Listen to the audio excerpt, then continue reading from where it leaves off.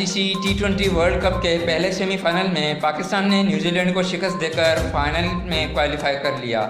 پاکستان نے New Zealand کی جانب سے دیا گیا 153 رنز کا ہدف آخری اوور میں حاصل کیا۔ پاکستان بابر اعظم اور محمد رضوان نے نصف سنچریاں اسکور کیں۔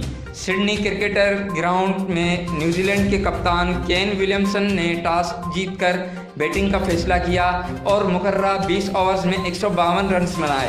جواب میں بابر اعظم 53 رنز بنا کر آؤٹ ہوئے، جبکہ محمد رضوان 57 رنز بنا کر پویلین لوٹے۔ محمد حارث نے 30 رنز کی ایک شاندار اننگز کھیلی، جبکہ شان مسعود نے فاتحانہ شاٹ کھیلا۔ 15 T20 میچز کے بعد بابر اعظم اور محمد رضوان نے 100 رنز کی اوپننگ اسٹیڈیم فراہم کیا۔ دونوں اوپنرز نے انگلینڈ کے خلاف ہوم سیریز کے دوسرے T20 میں 100 رنز کی شراکت قائم کی۔ بابر اعظم اور رضوان کے درمیان یہ 9ویں سنچری کی شراکت ہے۔